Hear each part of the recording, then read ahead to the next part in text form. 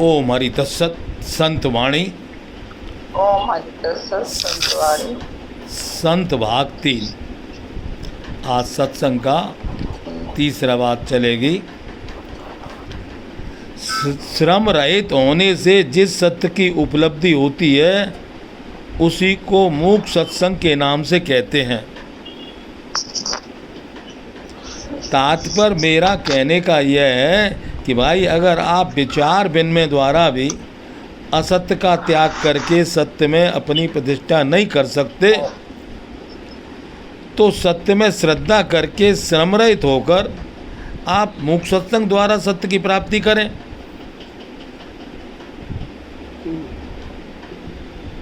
आप कहेंगे जब हम मूक सत्संग करना चाहते हैं, जब हम शांत होते हैं तो हमारे मन में बड़े बड़े संकल्प विकल्पों का प्रभाव रहने लगता है। बड़े बुरे बुरे संकल्प उठते हैं, बड़े भले भले संकल्प उठते हैं और उसके प्रभाव से हम भयभीत हो जाते हैं। आप कभी भयभीत ना हो। संकल्पों का प्रवाह ही के कई कारण हैं। भौतिकवादी को यह सोचना चाहिए कि यदि वर्तमान कार्य मैंने पूरी शक्ति लगाकर ईमानदार से किया होता तो कार्य के अंत में कार्य का चिंतन नहीं होता। अध्यात्मवादी को यह सोचना चाहिए कि यदि मैंने निज विवेक के द्वारा अविवेक का अंत कर दिया होता तो कभी कामना उत्पन्न नहीं होती। विश्वासी को यह सोचना चाहिए कि यदि मैंने बिना किसी शर्त के अपने आप को अपने प्यारे को समर्पित कर दिया होता तो मुझे संकल्प विकल्प उठते नहीं। तो ये जो हमारे जीवन में व्यर्थ चिंतन होता है उसमें हमारी भूल है। क्योंकि जब हम मूक सत्संग के लिए बैठते हैं, कभी खाली बैठते हैं तो संकल्प विकल्प उठते हैं।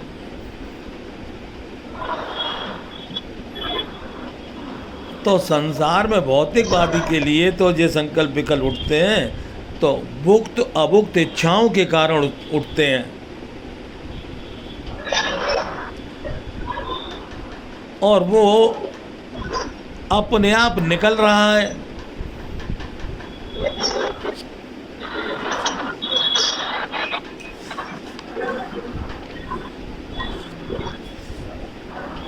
प्रकृति के अनुसार ये नवीन संकल्प विकल्प नहीं है। जब हम शांत होकर बैठते हैं तो कुछ भुक्त अभुक्त इच्छाओं का उत्पन्न होती हैं तो उस समय सोचना चाहिए ये इच्छा जो हो रही है ये नवीन संकल्प नहीं है, नया संकल्प नहीं है, अपितु पूर्व की हुई प्रवृत्तियों का, सुने हुए का, माने हुए का, जाने हुए का जो प्रभाव अंकित था वो प्रभाव नष्ट हो रहा है। यानी एक प्रकार से सफाई हो रही है। इस बात को मानकर भौतिकवादी को उन संकल्प विकल्पों के प्रभाव से डरना नहीं चाहिए, भयभीत नहीं होना चाहिए और न उन संकल्पों के प्रभाव से कुछ सुख ही लेना चाहिए। अर्थात सुख भी नहीं लेना चाहिए, भयभीत भी नहीं होना चाहिए। तो प्राकृतिक विधान की दृष्टि से उन संकल्प विकल्पों का प्रभाव अपने आप मिट जाएगा, अपने आप मिट जाएगा। क्यों? एक नियम है कि उत्पन्न हुआ संकल्प कितना ही सबल हो, यदि उससे तादात्म्य स्वीकार न किया जाए तो वह उसी प्रकार नष्ट हो जाता है जैसे तृण रहित कितनी भी बड़ी अग्नि क्यों ना हो अपने आप बुझ जाती है। उसी प्रकार उसका तादात्म्य स्वीकार न करने से संकल्प विकल्पों का प्रभाव नष्ट हो जाता है। अब ये तो हो गई भौतिकवादी की बात। अब है अध्यात्मवादी, विवेकी। तो उस विवेकी को सोचना चाहिए कि जो संकल्प विकल्प उठ रहे हैं वे मुझ में नहीं हैं, उनसे मेरा कोई संबंध नहीं है। ये तो पूर्व कृत की एक स्मृति है जो मिटने के लिए उदय रही है। तो इस प्रकार दूसरे प्रकार का भी व्यक्ति का हो गया। अब तीसरे प्रकार के विश्वासी हैं, ईश्वर को मानने वाले हैं, उनको सोचना चाहिए कि संकल्प विकल्पों का जो प्रभाव उठ रहा है उनके द्वारा तो मेरे प्यारे की कृपा शक्ति मेरे चित्त को शुद्ध कर रही है, साफ कर रही है। ईश्वरवादी को ईश्वर पर विश्वास रखकर कि प्रभु हमारे सफाई कर रहे हैं,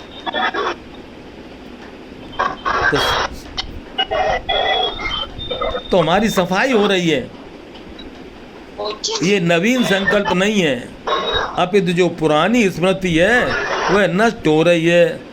तो तीनों प्रकार के साधकों को उत्पन्न हुए संकल्प विकल्पों से ना तो भयभीत होना है, ना तादाद स्वीकार करना है, ना ये सोचना है कि इस वक्त में बड़ा सुंदर संकल्प उठ रहा है, खूब प्रीत बढ़ रही है, ये अवस्था बड़ी सुंदर है, बड़ी शांति है, ये सुरक्षित बनी रहे। प्राप्त अवस्था से हमें ना भयभीत होना चाहिए, ना उससे तादाद स्वीकार करना चाहिए। इन तीनों प्रकार से यदि हम ये सोच लें कि जो संकल्प विकल्प उठ रहे हैं उनसे हमारा संबंध नहीं है, उनसे हमारा सहयोग नहीं है, ना हम सुखी हों और ना हम दुखी हों, तो आप सच मानिए वह संकल्प विकल्प का प्रभाव अपने आप नष्ट हो जाएगा।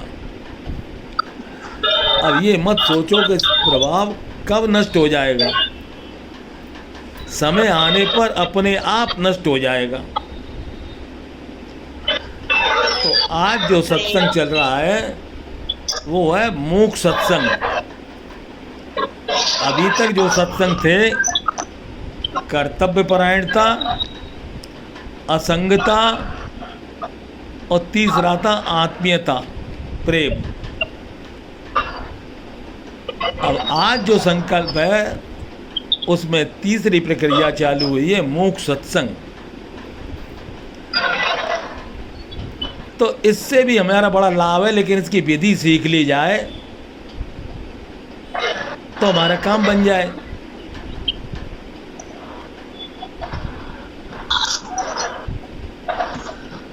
तो तीन संकल्प तो वो थे, लेकिन आज जो तीन संकल्प है, तीन सत्संग हैं, उनमें पहला सत्संग है मूक सत्संग,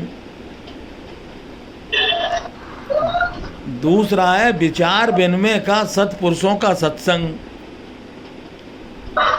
और तीसरा है सदग्रंथों के द्वारा सत्संग। तो इस प्रकार मानव दर्शन में 6 प्रकार से सत्संग होता है। किसी भी एक प्रकार के सत्संग से हमारा विकास संभव है, क्योंकि बिन सत्संग विवेक न होई, राम कृपा बिन सुलभ न सोई। इसलिए ये इस सत्संग में, मूक सत्संग में, मौन की साधना में कुछ करना नहीं पड़ता। इसमें तो केवल प्रातःकाल उठे और उठने के बाद जैसी स्थिति है वैसी स्थिति में चारपाई पे बैठे रहे, 10-12 सेकंड, मिनट नहीं, कुछ पल बैठे रहें। तो यदि हम बैठे रहेंगे तो अभी बात आदि आता कि भौतिकवादी का ये हाल होगा, अध्यात्मवादी का ये हाल होगा और ईश्वरवादी का ये हाल होगा। तीनों तरह के हम हैं, तो सबके विचार अलग अलग उठेंगे, लेकिन उनका सूत्र बता दिया कि ये सब काम हमारा जो हो रहा है, जो कुछ असंकल्प विकल्प उठ रहे हैं, ये सफाई होने के लिए हो रहे हैं। तो उनसे हम घबराएं नहीं, उनका हम साथ ना, सहयोग ना करें, समर्थन भी ना करें, उनसे झगड़े भी ना करें। भगवान की कृपा समझें, गुरु की कृपा समझें, अपने कर्तव्य का पालन समझें, कुछ भी समझें, लेकिन मौन की साधना बहुत ऊंची साधना है। क्योंकि एक तरफ मौन की साधना है और दूसरी तरफ व्यर्थ चिंतन है। अब ये मौन की साधना में तो हम लोग खुद बैठते हैं और ये व्यर्थ चिंतन है, ये अपने आप होता है। ये हम लोग थोड़ी करते हैं व्यर्थ चिंतन। क्या हो गया? भौतिकवादी का तो कट क्यों गया आवाज? भुक्त अभुक्त की इच्छाएं जो भोग ली हैं वो याद आती हैं, अथवा जो भोगना चाहते हैं वो याद आती हैं। तो वो तो आएंगी।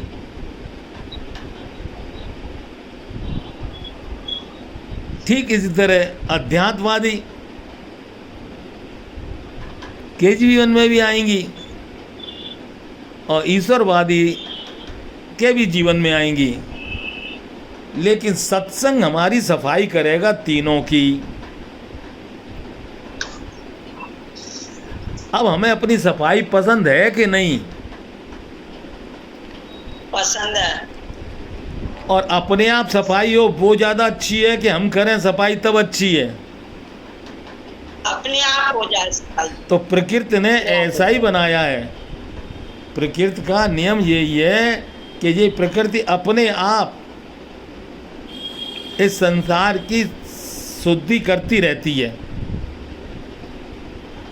संसार को अथवा शरीर को, बात एक ही है, प्रकृति शरीर को भी शुद्ध करती रहती है। और जब शरीर शुद्ध होता है तब कहा जाता है निर्मल जन सोय मोय पावा, मोय छल कपट छिद्र न भावा, मोय कपट से छिद्र न भावा। निर्मल जन सोय मोय पावा। तो निर्मल जन होने के लिए हमें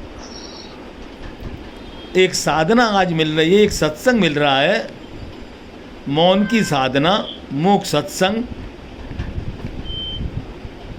और ये सत्संग अब की 20 अक्टूबर को वृंदावन में भी 3 दिन का चलेगा। और अब हाँ, अपने आप ये मूक सत्संग है, ये साधन प्रणाली है। इसमें ना ध्यान लगाना है ना कुछ करना है, कुछ देर खाली होना है, बैठना है। तो हम बैठ नहीं सकते। कौन नहीं बैठ सकते? जिनके अंदर गंदगी है।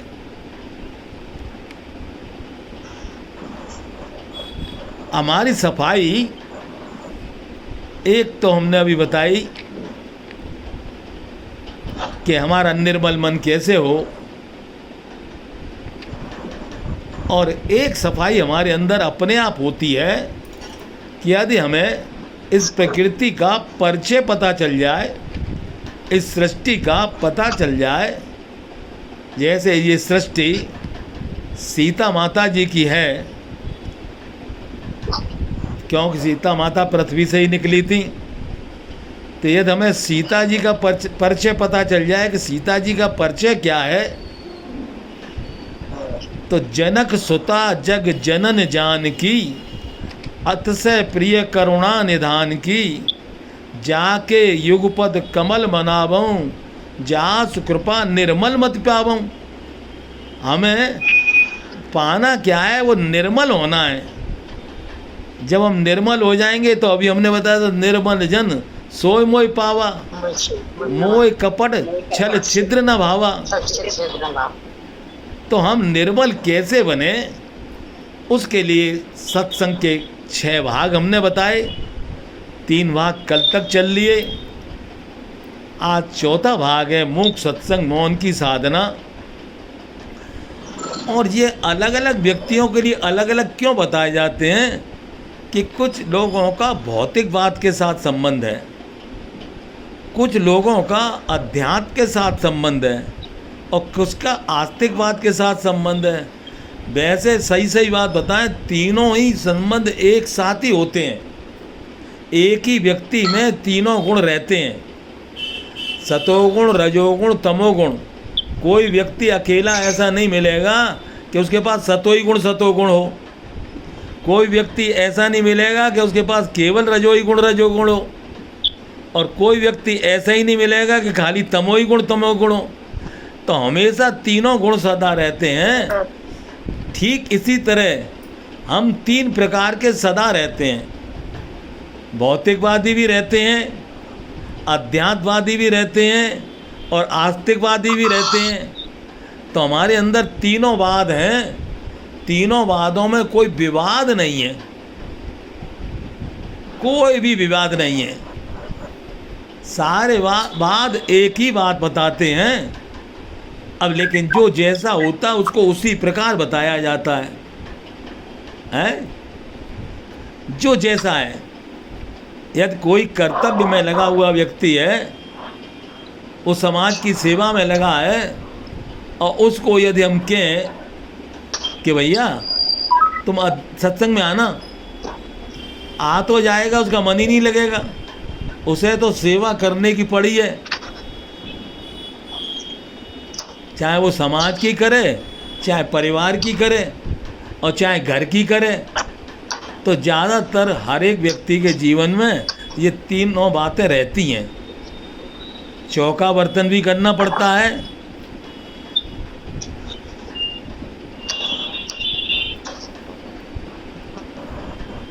ऐसा काम हो सकता है कि बगैर रसोई के तैयारी के कोई काम हो जाए?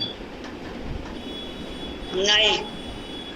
क्योंकि कल हमने लिया था कि ये जो हमारे पास जिब्या है, इसे चाहे जितना व्रत रख लो, चाहे कुछ कर लो, इसको तो खाने को चाहिए। कहते नहीं, धरी रहे तेरी कंठी माला।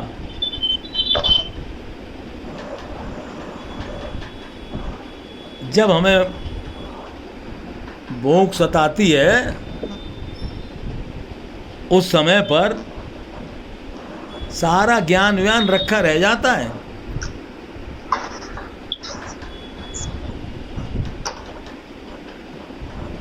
तीन बार भोजन भजन एक बार। 3 बार भोजन भजन एक बार। बहुत सुंदर। राम से उसमें भी आती हैं अड़चन हजार।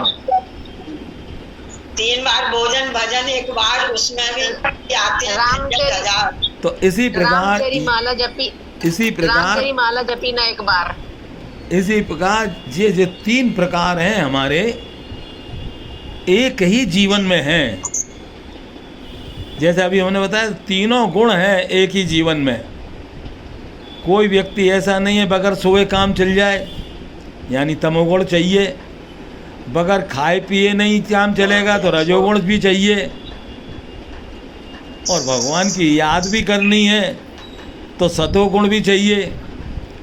तो तीनों गुण एक साथ रहते हैं। ऐसे ही मानव जीवन में, इस जीवन में भी तीनों ही वाद हमेशा रहते हैं। कुछ समय भौतिकवाद, कुछ समय अध्यात्मवाद और कुछ समय आस्तिकवाद। अब ये तीनों बात सफल हो जाए, उसके लिए चाहिए सत्संग। तो आज सबसे सरल विधि सत्संग की बताई जा रही है, जिसके लिए हमें अपने घर से कहीं जाना आना नहीं है। भगवान बड़े बिजी हैं, उन्हें सवेरे ही पकड़ लो ना, चारपाई से उठते ही बोले बैठ जाओ चुपचाप। हम चुपचाप हो जाएंगे तो वो अपना काम करना चालू रखेंगे, और यदि हम बक बक करेंगे तो वो बेचारे चुपचाप हो जाएंगे। क्यों? भगवान तो बड़े समझदार हैं। हमें बक बक करने की बहुत आदत है।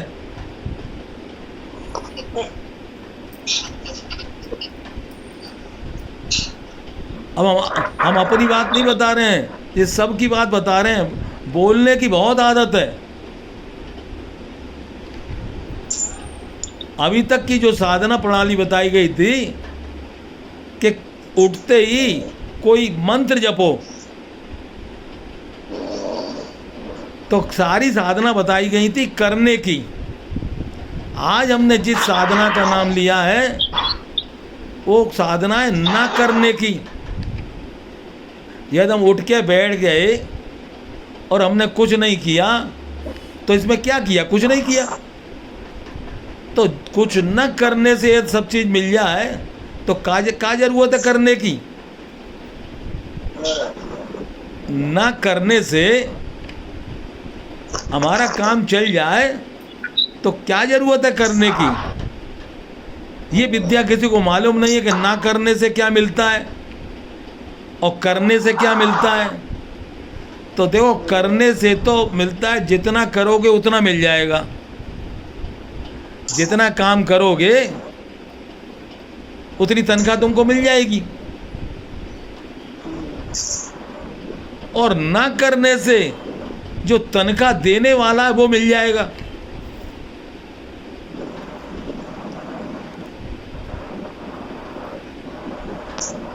यानी हमको सत्य मिल जाएगा। और हम सबकी मांग काय की है? सत्य की। हमें कैसे भी हो सत्य मिल जाए, हमें केवल मांग है जीवन में सत्य की। तो इसलिए उसके लिए कभी कभी होमवर्क मिलता है। भाई सत्य तो चाहते हो, होमवर्क तो करो। तो देखो, होमवर्क मंजू बता देगी क्या है होमवर्क।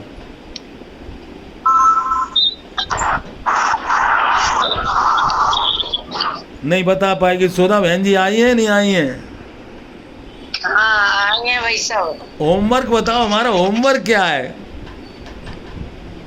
साधारण है भाई साहब, हमें सुख देना है, सुविधा देनी है, सम्मान देना है। हाँ देना बंद करना है, देना चालू रखना है। हाँ। ये हमारा होमवर्क है सबसे बड़ा। ये कभी होगा नहीं। ये तुम्हारा होमवर्क है, ये कभी होगा नहीं। तुम्हारा होमवर्क है जग की सेवा, खोज अपनी रोज अपनी प्रीत उनसे कीजिए। हमारा खाली होमवर्क इतना सा है। बताओ मंजू, अब क्या है हमारा होमवर्क? अपनी प्रीत उनसे ये है तुम्हारा होमवर्क। अब इसलिए तो कहते हैं हम होमवर्क भूल जाते हैं। हमने मंजू से क्यों पूछा जी एक नंबर पे बैठती है, और इसी को हम बड़े घुमा देते हैं। हाँ सही। अब देखो, हमारी सुधा बहन जी को भी हम ऐसा ही घुमा देते हैं।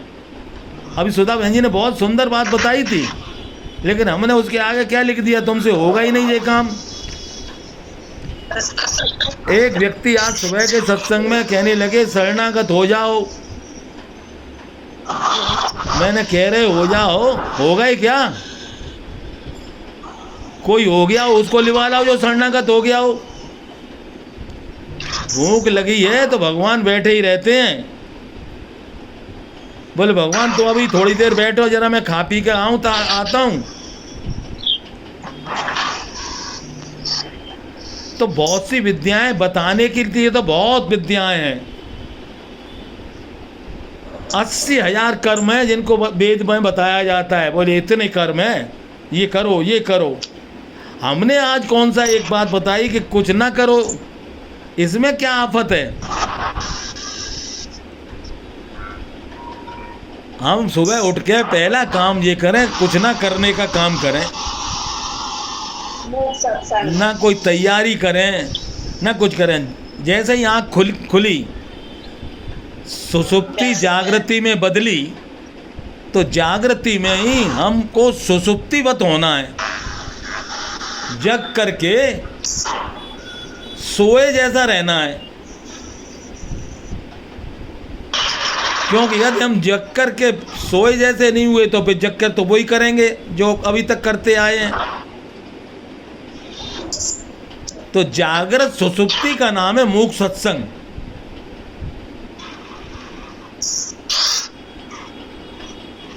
सुधा बहन जी, हाँ भाई साहब। मूक सत्संग का दूसरा नाम है जागृत सुसुप्ति।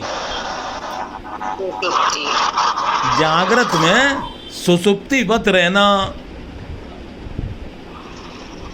यदि थोड़ी देर भी हमने रह लिए तो वहाँ पौधा लग जाता है योग का, वहाँ पौधा लग जाता है बोध का, वहाँ पौधा लग जाता है प्रेम का। करने की विद्या तो हर वक्ता बताएगा तुमको।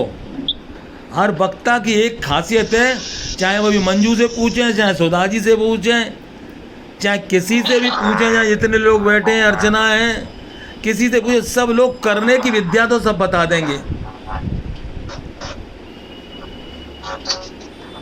लेकिन ये विद्या कोई नहीं बताएगा, अध्यात्म विद्या, जिसमें 3 बातें खास हैं, अकिंचन, अचा और अप्रयत्न।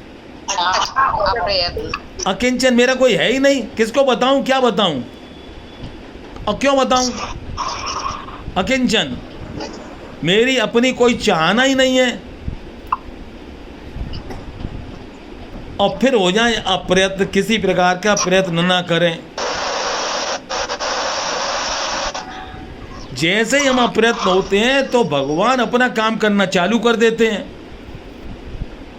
और यदि हम प्रयत्न करते हैं तो 2 आदमी प्रयत्न करेंगे तो काम बनेगा क्या बिगड़ेगा? रस्सा कसी होगी, वो भी अपना काम करें और वो भी अपना काम करें। भगवान तो अपना काम कर ही रहे हैं और जगत अपना काम कर ही रहा है। हे मानव, तू भी तो अपना काम कर। तो फिर हमें ये पता होना चाहिए हमारा काम क्या है। अब कोई बहादुर हो तो बताओ हमारा क्या काम है? जब की सेवा खोज अपनी पूरी तुमसे कीजिए। ये है 100 में 100 नंबर पाने का तरीका। अपना होमवर्क करो भाई, रोज रात को सोए, अब फिर सुबह फिर काम करना है कि नहीं करना है, यही हमारा होमवर्क है। और बहुत से आदमी होमवर्क करते नहीं, बहाना बहुत लगाते हैं। उनसे पूछो भाई ये तुमने होमवर्क क्यों नहीं किया, तो एक बच्चे ने होमवर्क नहीं किया और वो अपने बाबा के साथ जा रहा था, टीचर उधर से आ रहा था। टीचर ने क्लास में पूछा था क्या बात है, बोले बाबा मर गए थे इसलिए काम नहीं किया है। अब वो बाबा के संग जा रहा था, अब बाबा से कहता बाबा बाबा छिप जाओ जल्दी। बोले मैंने क्या चोरी की है जो छिप जाऊं। हम अपना होमवर्क नहीं करते हैं और करते क्या है हमें पता ही नहीं है। पहला सत्संग करो कर्तव्य परायणता, पहला सत्संग है होमवर्क, कर्तव्य। तुम्हारा जो कर्तव्य वो करो ना। हम दूसरे के कर्तव्य करने से हमें क्या मिलेगा? हमें तो अपना कर्तव्य करना है। जगत अपना कर्तव्य, फिर दोबारा सुने, संसार अपना काम कर रहा है, वो संसार को बनाने वाला परमात्मा अपना काम कर रहा है। हे मानव तू अपना काम करना। तो आज जो काम करने को बताया जा रहा है वो बताया जा रहा है मौन होके बैठ जाओ, कुछ ना करो। है बड़ा कठिन काम कुछ ना करना, क्योंकि तुम हमारे बगैर करे व्यर्थ चिंतन होगा, भौतिकवादी के लिए होगा, भुक्त अभुक्त की इच्छाएं आएंगी। तो इसलिए तीनों वादों में अध्यात्मवादी के जीवन में विचारों का उदय होगा